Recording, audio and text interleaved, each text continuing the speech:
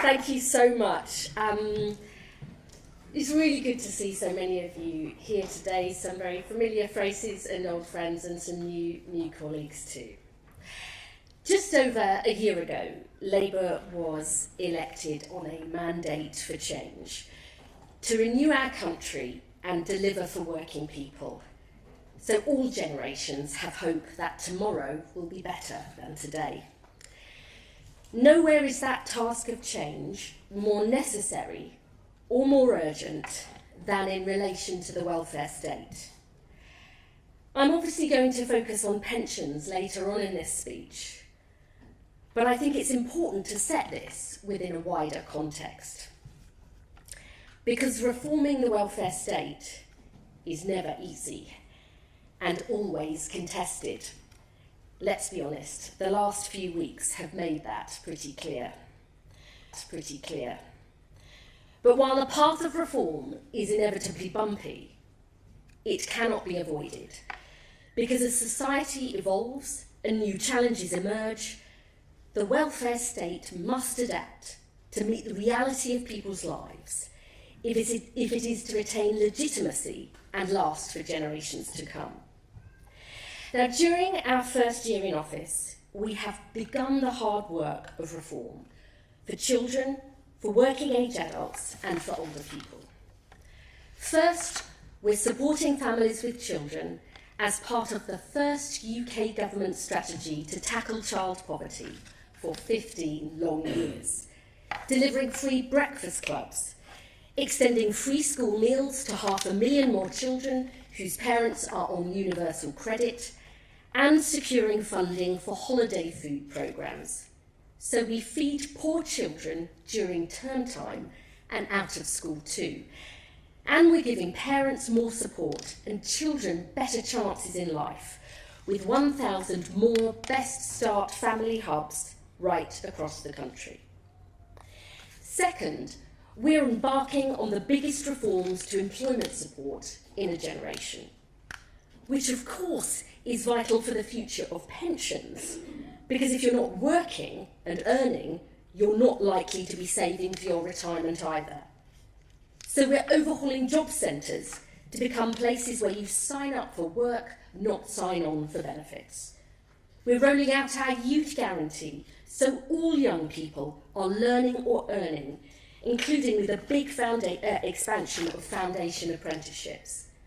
And we're tackling work disincentives in the benefit system, legislating for a new right to try work, and we're quadrupling investment in back-to-work support for sick and disabled people to £1 billion a year. And thirdly, we're delivering security in retirement for today's and tomorrow's pensioners. Our commitment to the pensions triple lock for the entirety of this Parliament means spending on the state pension is set to rise by £31 billion a year, with up to £1,900 a year more for the full new state pension.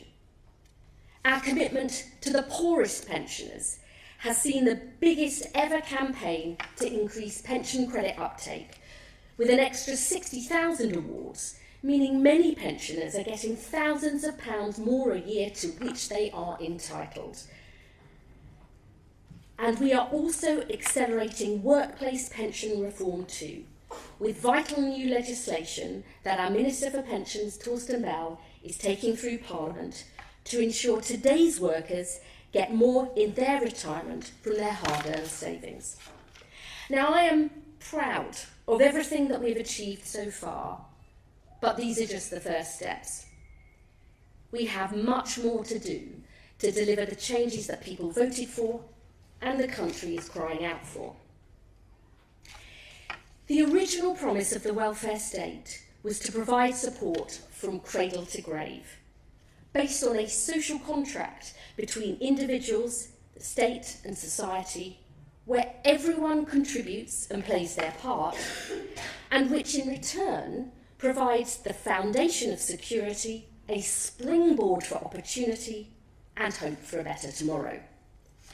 This core purpose and those guiding principles remain as true today as they were after the Second World War. A welfare state that's there for us at the beginning of life, towards the end of life, and during our working life in between. And Labour's enduring values and goals remain unchanged too. Preventing and reducing child poverty, so every child gets the best start in life no matter their background. Providing opportunity through good work, so people can fulfil their potential and build a better life for themselves and their family. And ensuring security in retirement, so that after a lifetime of work, people can look forward to the next chapter with hope, not fear. But in order to apply our values and achieve our goals, we must reform the welfare state to deal with the huge social, economic and technological changes that we see all around us, and do so in a way that recognises the essential contributions of individuals, society and the state. So much has changed since the original post-war settlement. Developments in public health and medicine mean we are living for longer. There are more disabled people, and more of us are living with one or more long-term health conditions too. Advances in science and research are transforming our knowledge about the importance of the early years for how the young brain develops, the benefits of good work for good physical and mental health, and how getting older does not have to be a period of decline, but can be a time for personal development and growth. Alongside this, changes in society mean more women are working than ever before, but we're also caring for longer, and let's be honest, still too often struggling to balance work and family life. Technology is transforming how we work, access services, and interact with people in all different aspects of our lives. And along with a welcome decline in deference, there's rising scepticism about the ability and legitimacy of governments to solve complex social problems. These changes have transformed society in profound ways since the original architects built the welfare state. But in many cases, politics has been too slow to keep up and too timid in tackling problems right before our eyes. At the same time, some injustices remain as deeply entrenched and persistent as they were 80 years ago. Inequality in many forms still denies too many people in too many places the chances and choices they deserve to build a better life. These inequalities are rooted in a lack of income and resources, but I believe are ultimately about the power, control and freedom people have to choose their own path and achieve their own ambitions. Now, I believe addressing all these challenges means rejecting the argument that the welfare state undermines personal responsibility and creates dependency. But it also means remembering that the real purpose of the welfare state in protecting against risks and preventing poverty is, or should be, a liberating one. Not doing things to or for people, but ensuring they can forge their own path, build their own future, and enjoy the freedom that real power and control brings. I have always believed that whilst there is much that only the welfare state can achieve through the power of active government, there is much of value that is beyond its reach. Individual initiative, effort and contribution, family, relationships, love and care, social, community and civic responsibility. The truth is, it's only when citizens, the state, businesses and wider civil society work together that real and lasting change comes about. I believe in a strong welfare state that expands security and opportunity alongside a responsible society where everyone participates, contributes and plays their part. So the reforms to the welfare state that this government is pursuing seek to renew our social contract, to adapt and respond to the changes taking place all around us, to apply Labour's enduring values of security and opportunity as the route to ensuring people have power and control over their lives, and to approach the urgent task of reform in ways that seek to harness the vital but distinctive contributions of citizens, wider society and the state, And nowhere are these principles more important than the next stage of reform to our pension system. Being retired should be a time of great joy, when after all your hard work, you finally have the time to do the things that you love with the people you love. But the truth is, this is not the reality facing far too many of our fellow citizens. So alongside protecting today's pensioners through the pensions triple lock, we also need to renew the social contract for tomorrow's pensioners. The last Labour government lifted 1 million pensioners out of poverty, halving pensioner poverty from its mid-1990s peak, especially through pension credit, which transformed the incomes of the poorest pensioners. And we achieved major improvements for future pensioners through the groundbreaking work of the Pensions Commission. The Commission's proposals, legislated for by a Labour government and continued under those that followed, delivered the new state pension, which is fairer and more generous to those who had previously lost out, especially women, and led to 10 million more people saving into a workplace pension and benefiting from employer contributions through auto-enrolment. The original Pensions Commission was a huge public policy success. Why? Because it was founded on rigorous evidence and the facts. It was based on a strategy of consensus building with genuine engagement of all the major stakeholders, employers and employees. And it was driven by strong leadership from the 3 superb commissioners, Adair Turner, Jeannie Drake and the much-missed John Hills. A generation on, we need to take this approach again. Because despite the success of auto-enrolment and the progress on the state pension, the job is not yet done. Put simply, unless we act, tomorrow's pensioners will be poorer than today's. Because people who are saving aren't saving enough for their retirement, and crucially, because almost half of the working age population isn't saving anything for their retirement at all. That is some 18 million people. The opposite of the promise on which the welfare state was founded, not what the Turner Commission envisaged, and an outcome this Labour government cannot and will not accept. Just because pensioner poverty has fallen does not mean all the problems have gone away. Far from it. Women who are now approaching retirement have half the private pension wealth of men. So the average woman in her late 50s can expect a private pension income of just over £100 a week compared to £200 a week for men. Only 1 in 5 of the self-employed are saving into a private pension, down from half in the late 1990s, meaning over 3 million self-employed people currently aren't saving anything at all for their retirement. Auto-enrolment has brought more than 8 in 10 of those aged between 22 to 29 into pension saving, but among 18 to 21-year-olds who aren't covered, the proportion plummets to only 1 in 5, and for the very lowest earners in the private sector on less than £10,000 a year, who are also outside auto-enrolment, 3/4 aren't saving for their retirement at all. Many of these are women, often working in vital sectors like hospitality, retail or social care. On top of all of this, there's been a fundamental shift in where retirement risk lies, from employers under defined benefit to individuals in defined contribution pensions, as well as through greater pension freedoms. So rather than having a secure, reliable pension income for life, many people now retire with a savings pot, leaving them with complex decisions about how to deploy their pension wealth, often without much help at all.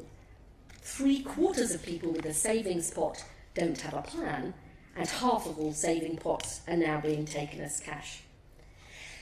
Now, the message from all of these challenges is clear. If we fail to act, too many future pensioners will face incomes that are too low, risks that are too high, and a system that is too unequal. This Labour government will not duck the urgent need for reform because we will all end up paying the price if we do. That is why I am very proud today to announce that we are reviving the Pensions Commission, tasking it to confront these challenges, build consensus about a long-term pathway of sustainable reform, and to finish the job it started 20 years ago. I am absolutely delighted it will be led by Baroness Jeanie Drake, who served on the original Pension Commission, Sir Ian Cheshire, and Professor Nick Pearce, who all bring a wealth of knowledge and experience. I have asked them to set out a long-term route map to deliver adequate incomes in retirement for future pensioners, based on the state and private pension systems working in tandem, which has always been the British way. Now, I'm under no illusions about how difficult this will be. Cost of living pressures mean many workers are more concerned about putting food on the table and keeping a roof over their heads than saving for a retirement that seems a long, long way away. And many businesses face huge challenges in keeping profitable and flexible in an increasingly uncertain world. That's why we have already said there will be no change to minimum auto-enrolment contribution rates during this Parliament. The task I and our brilliant Minister for Pensions, Torsten Bell, have set the Commission is to build consensus about adequacy over the medium and longer term with a clear timetable. Because experience from this country and around the world shows this is the best way to make sustainable changes to the savings rate. In doing so, we want the Commission to propose ways to broaden access and tackle inequalities in pension saving to help young people, low earners and the self-employed in particular. This includes looking at ideas that have already been explored, like lowering the age and earnings threshold at which people are brought into auto-enrolment, and considering the potential of innovative solutions like sidecar savings, where people save for their pension alongside an accessible liquid savings account to help them cope with financial pressures without damaging their retirement.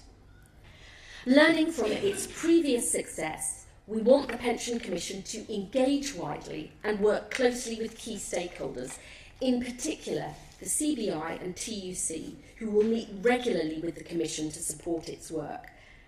We expect the Pension Commission to provide its recommendations in 2027, and alongside this, I'm also today formally announcing the next statutory government review of the state pension age in order to meet our legal requirements as set out in the 2014 Pensions Act. And to inform this, I've commissioned an independent analytical report from Doctor Suzy Morrissey. In conclusion, reviving the Pensions Commission is a crucial part of this government's commitment to delivering change for all the generations and to reforming our welfare state with a new social contract so it's fit for the future and lasts for years to come. Because the one thing I've learned during my long and busy time as an MP is that the battle for progressive politics is never won. It needs renewing for each generation, and that requires reform. Because we must not squander the potential of millions of children whose talents and ambitions are held back by poverty and inequality. We will not write off millions of our fellow citizens who want to and could work if they've got the right help and support. And we do not accept tomorrow's retirees being poorer than today's. Because we all deserve to look forward to our retirement with hope, not fear. Retiring isn't just the end of your working life. It should be something that is new and joyful. The Spanish word for retired is jubilado. And I think that perhaps sums it up best. Old age should be jubilant. And if progressive politics is about anything, it's offering hope that tomorrow will be better than today. That will only come when we renew the social contract between state, citizens and wider society, on which the very future of our country depends. And that is what this Labour government intends to deliver. Thank you.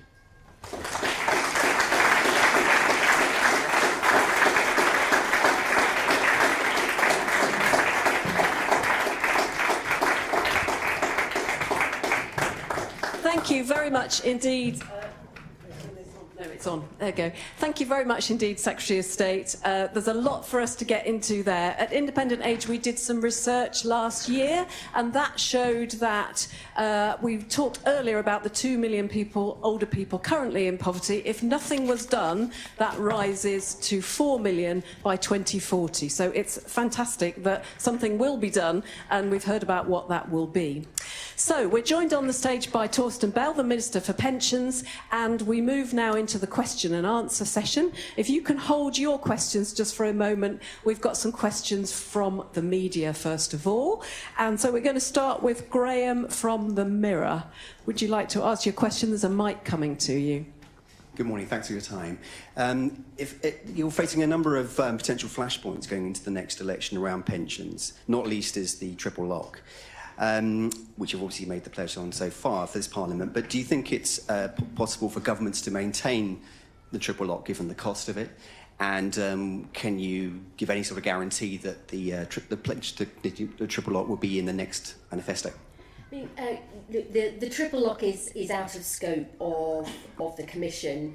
We've got a very clear commitment to that for the entirety of this Parliament, and what we're asking the Commission to do is genuinely look medium to longer term for the middle of this century and how the state pension and second pensions work together. That, I think, was a really important principle set out in the original Turner Commission, and it's one we're very much committed to today. Thank you very much. Sue from the Telegraph. Here comes the microphone. Thank you. Good morning. A lot of what you talked about this morning is encouraging people to save more. But do you think tax breaks in the pension system are also an important part of incentivising people to save? For example, people have come to think of the 25% tax-free lump sum when they retire as sacred. Do you agree? I'm here as a DWP Minister, but I'm obviously also a Treasury Minister, so thanks, Sue. So the boring answer is obviously tax changes for the Treasury are not in scope for this review, but I think you knew that, didn't you, Sue, when you asked your question? You did know that was what I was going to say. So that is the case, but we also know that obviously the tax system is important, and we have a system of pension tax relief costing around £70 billion a year that does provide strong incentives for saving, and that's a good thing. Lovely. And our next question is from Heather at The Guardian. Where's Heather? Oh, there you go, Heather. There is a microphone coming. She's on the far left, where The Guardian likes to be. Morning. You're not. So the Commission will report in 2027. I wonder if you've made any efforts to try and build cross-parties. You talked about the CBI and the TUC, who I know are here. Have you tried to build cross-party support? Because we all know that these things can be sunk in the run-up to a general election if they become political or cross-party political. Well, Torsten may want to say something about this as well, but it was very interesting in the second reading of the Pensions Schemes Bill. There really was cross-party consensus about the need to act, about the fact that so many people aren't saving, that the self-employed aren't included currently in the system, that not enough young people are included, that we're not saving enough. And if you sat there and listened to it, it was quite clear how much consensus there was the need for long-term reform. Now, I've been around a long time. Pensions is always highly politically sensitive and often controversial. And Jeannie Drake will know this, having been on the previous commission, that was the case back then. But the reason we think it's so important to have the commission is that building that consensus is incredibly important on this issue. I would also argue on other issues like social care, because they are so long term, and you can't have chopping and changing. You can't take politics out of it, because politics is in everything in my view. But you can try and find a sweet spot where you all agree action needs to be taken, and that's why the Commission is so important. I don't know if Torsten wants to add anything. Torsten, anything to add? No, not lots more. I mean, if you said my learning from 6 months in the job is actually there is more potential for consensus than I probably thought. And I've spoken to front benches of all the main parties, as Liz says, the Tories, the SNP, the Lib Dems, and the Pensions Schemes Bill second reading were all reform weren't there. But we're all calling on us to get on with the review. So I think we should all take that as a good sign. Yeah, agreed. There's at least one former pensions minister from a different party in the audience, and certainly when we've spoken to others cross-party, you know, people want to get this stuff right, don't they? It's so important for all of us. Now, is Patrick here from the Times? There was some. No, he's not here. Okay. Okay, in which case we can move on to questions from the audience. So if you'd like to raise your hand, we'll take a couple at a time. So if you can just put your hands up, and I can see 3 men and no women at the moment. So I'm going to encourage the women in the audience to raise their hand if they've got a question. So we're going to take the woman there with the red beads, and we're going to take David in the front row for our first round. And there is a microphone coming to you, and if you could say who you are before you ask your question, that would be fabulous. Here we go. Thanks so much, Rain Newton-Smith, Chief Executive of the CBI, and so clearly supporting this commission, and really I think what you set out around building a consensus about what needs to happen over the longer term and looking ahead to the next Parliament. I suppose one of my questions would be just, I appreciate it's really early days, but I think picking up on both the issue that there are some people who haven't saved enough for retirement, but there's also some people who potentially have sort of put away more in the future. So I think the idea you had around, you know, the sort of sidebar of saving. So I suppose it would just be great to hear a bit more around some of the complexity I think the Commission will need to look at, and how we think about tackling that. We can just hang on to that one while we hear David's question. There's a mic coming along, I think. Here you are. Fernando's coming along with the mic now. Thank you. Thank you. David Sinclair from ILC.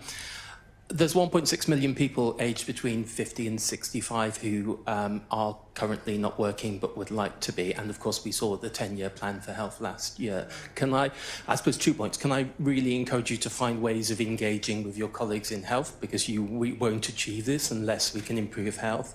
And then secondly, I think all of us in the room have a personal reason for this to be a success. So what can we do to help?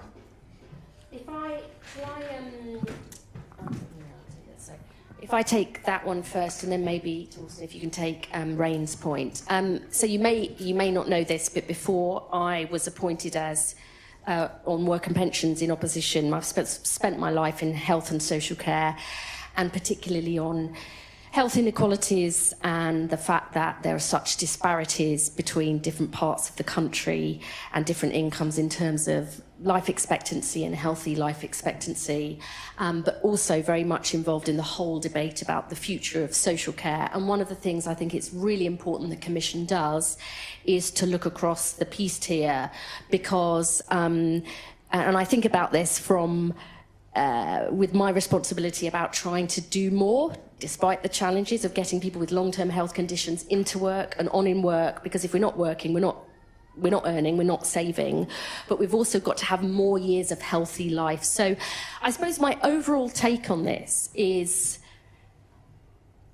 that so many aspects of our life, public services, the world of work, and the state more generally, in some deep way hasn't woken up to the fact that we are all living longer.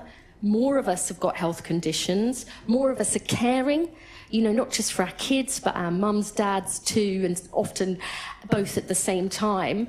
And we've got to wake up to that. It is, the reason I say reform is, you can't avoid reform, is it is happening.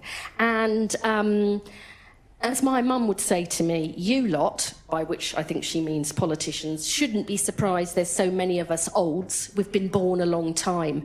And it just struck me that, yeah, you know, we've got to wake up to that. Because as we live for longer, we're going to work for longer and care for longer. And the world of work, public services, the state has all got to recognise that, because that is what's happening. And we should think it's a great thing.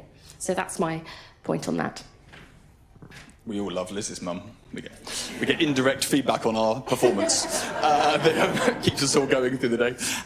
So, Rain, your question's actually quite a big one, Rain, but just, I mean, a simple way of thinking about it, if you think of what was in Liz's speech is, on average, incomes for future retirees being too low is the aggregate problem. You are totally right that it's not the only problem. The high risks that we talked about that now exist within the system we've created, another way of thinking about those risks is they will manifest as huge hassle for people, and they could definitely manifest as underspending in retirement. You're definitely seeing some of that emerging in the Australian case studies. You're definitely seeing some people spending less than they should because they're bearing risks that are hard for them to manage.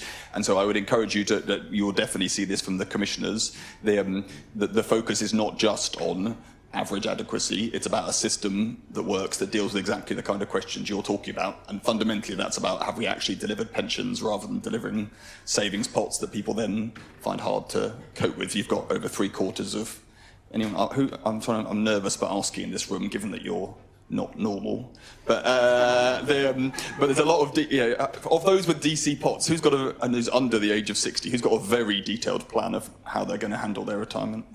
Anyone feeling bold? Want to put their hand up? Right, no one's that bold. It's because you've all got massive DBs, isn't it? No. Anyway, but that is the general point we've got to get into. We shouldn't be leaving the whole population to wrestle with that level of uncertainty. The pension schemes bill is already making progress on that, as are lots of individual pension schemes. And I'm very grateful seeing the work they're doing, planning for what their pension products look like. And obviously that's what the Commission will come back to. And we didn't, on the second bit of your question, my answer would be, the commissioners are here, talk to them now, and then we've got 18 months and we're going to be all doing that together. That's exactly why we're not just announcing the outcome, because there is a process to be gone through, and there's a, pensions and health more broadly is a really large ecosystem. There's a lot of voices to engage with.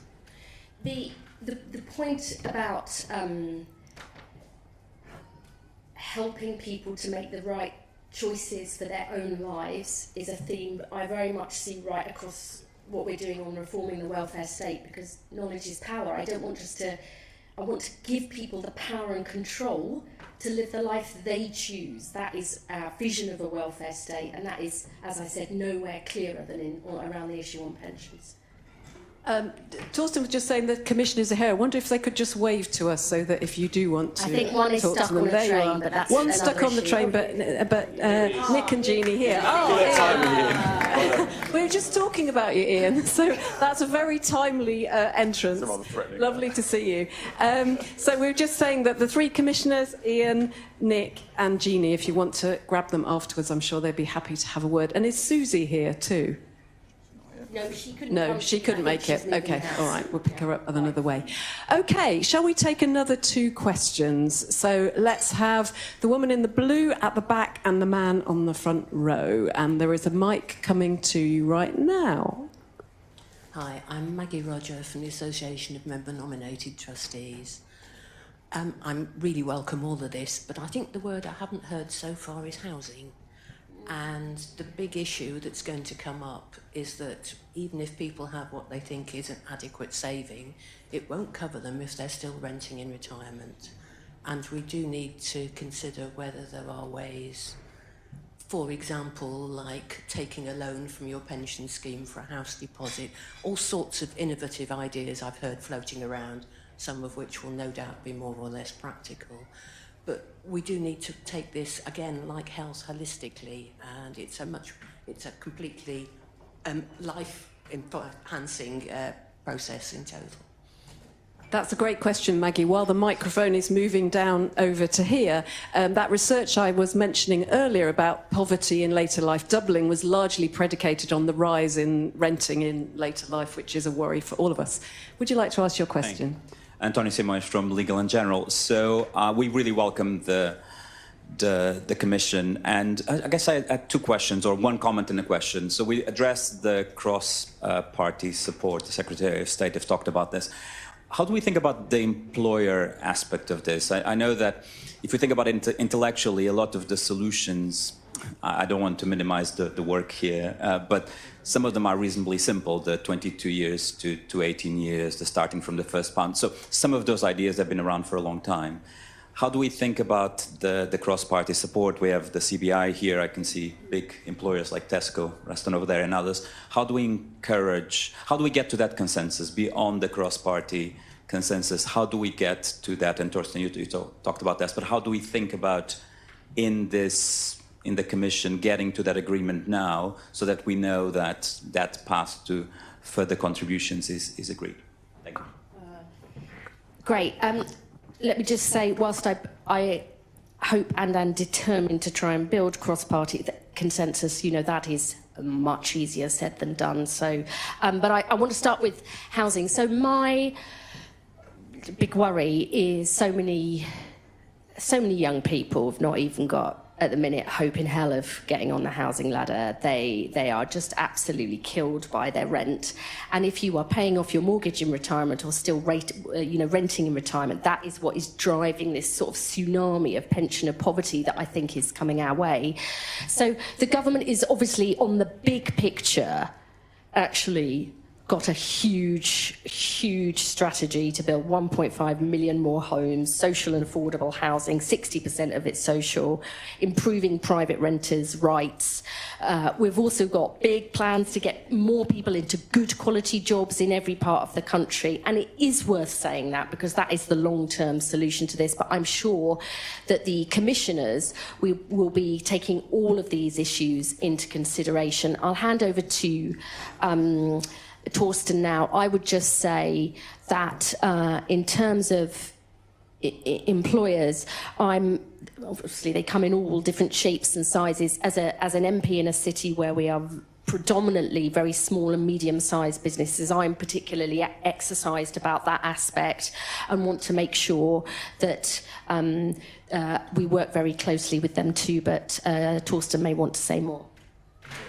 Yeah, absolutely. I mean, obviously, I agree with you at one level that we know. Well, some people will say with absolute certainty we know everything we need to know, so I don't agree with that.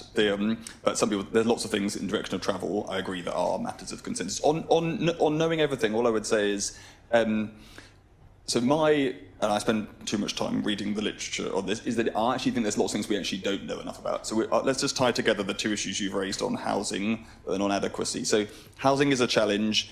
We can see that coming already on rents. If you're private renting, you're much more likely to be in poverty as a pensioner, despite the existence of housing benefit for pensioners. But I'll give you another angle on that, which is the problem is really about single pensioners.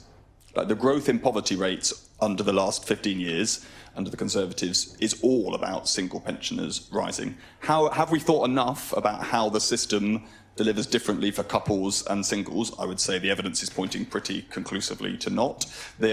Have we thought about how housing interacts with that? And housing is just one example of where you see pensions don't happen in a vacuum. Like housing policy is really important. Ultimately, that is about housing costs. It's not whether it's renting or mortgages, it's about housing costs and when they're being paid. And the volume of housing, i.e. we might actually want to build some, might be a good idea for keeping those costs down. But the labour market is another one. The self-employment is a big challenge that the Turner Commission didn't wrestle with in as much maybe as you would do it today. But to be fair, the labour market has changed a lot this century. Like Britain has seen an exceptional growth in self-employment, more than almost any other OECD country. So it's time we got on with wrestling with it. And then on how do we get the consensus? You have a commission. Job done. I'm being told we're almost out of time. I'm going to take two final questions. So we're going to take one from the woman here in the very striking dress. That's very lovely. And let's take one from the man in blue over there too. We'll do one more round of two. One more round. So yeah, let's do it. It was the right decision this morning. Hooray. Well, we're really, really pleased on behalf of the ABI, Yvonne Brown from the ABI. We're incredibly pleased that you're launching the Pensions Commission. We're delighted about, particularly to see Jeannie Drake again.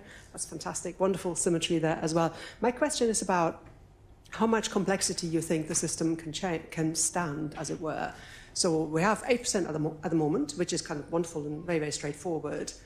It's probably clear that at the lower end of the income scale, it can't be raised too much without really eating into people's day-to-day spending at the moment. And at the higher end of the income scale, it probably has to increase quite a lot more. So my question is, how much complexity can the system bear, as it were? And we'll take the man in the blue jumper too, and then that is our lot. Thank you. Craig Bowman, the Federation of Small Businesses. Love the CBI, but other business groups are available. And so with pensions auto-enrolment primarily hitting small employers who are the ones who pay the auto-enrolment rate, I'm really glad you mentioned them then, because there was nothing really in the speech about protecting and looking at the impact assessment on small employers and their employees. We had a chat recently, and you spoke about how we mustn't make it so that by increasing the costs, you end up with fewer people in work, fewer people savings. So will this be baked into the Commission? You don't have a small business rep on the Commission. You've mentioned TUC and CBI. Will you work with small employers? Will you help us in order to cope with whatever the long-term future is? And then secondly, on self-employment, the sidecar model is very good. But one of the reasons why you need to be very careful is that, yes, Torsten's right, we've seen a big rise historically in self-employment, but not for 5 years. We've seen the self-employment community contract by 10%, 500,000 fewer people. So I was just going to say, this can be a really positive thing if it's done the right way over a long enough time. If I take that issue and then hand back to you, Torsten, I mean, I can't speak for the commissioners, but I'm sure that they will be thinking very deeply about the impact and the need to make sure that any new system works for smaller businesses and the self-employed. I'm a work and pensions secretary, and I am determined to do more to help more people into work, including those with a sickness or a disability, and many of them will be will have a chance to work for small businesses or indeed become self-employed themselves. We've actually seen some really interesting evidence about that. So we've got to make both work together. I don't want anything to have a problem for encouraging people to retain and recruit more workers. I want our small businesses to be successful, but it is also the case, flag forward to the middle of the century, 2050, if we don't act, the amount of pensioner poverty we face will cost everybody if we don't act. So I am under no illusions about how difficult this will be. I am sure the Commission will take a good, long, hard work at the nature of employment, the workplace, and what it needs to do. But our commitment to trying to solve this problem together is absolute, because, as I said, everybody will pay more if we don't. I also think you can judge some of the commissioners, i.e. one of them, on the track record, which was what was one of the defining features of the original Commission: engagement with businesses of all sizes, but a commitment that a pensions policy was for all businesses, that you did have to have a system that worked for people whatever business they worked in, because otherwise people in Leicester and in Swansea, which are small business dominated, won't have any pensions. So you need a system that works for everybody, all businesses, but all employees and the self-employed. That's exactly what Jeannie and the Commission did. We were actually talking about exactly that point earlier. On the wider economics, look around the world, what do you see? You see sensible decisions taken over long time periods, exactly as you say, having rounding to zero effect on employment. Like, long phased in is the way that this change has happened successfully around the world, and that's what it shows, and that's for all of us to work through together with the Commission leading us along. On Yvonne's question, which is a good one, there is obviously some tension between we're all individual human beings and our optimal outcomes may obviously vary. Right? You gave one example of that, which is across the earnings distribution, but you see the same depending on your housing or which part of the country you live in and everything else. And so obviously that is, I think, something the Commission has got to look at, but obviously they'll also need to weigh the importance of simplicity, both for employers, simplicity for employers and simplicity for a system, which is, why is the national minimum wage one of the most popular policies ever, apart from being a really good one? People really like the word national. In it, the simplicity of it. I understand that's what it does. I don't have to think about it all the time. So those things need weighing up. You're absolutely right that there'll be, particularly for the very highest earners, it's not the state's auto-enrolment policy that's deciding what their savings rates are. So that obviously isn't the top priority when you're thinking about the kind of systems we're talking about today. It's more about the middle and the lower earners that you're focusing on. Thank you very much. Can I thank you for your really excellent questions and engagement? Do stay and chat amongst yourselves. I think small thing I wanted to say, actually, is that this stuff must be rooted in, real people. And so it's actually wonderful. We're in a real place today. We saw mums and dads and kids coming in as we were coming in. You can hear them. I love that. Yeah, exactly. Fantastic. So let's thank the Secretary of State and the Minister for Pensions in the usual way. And thanks for coming.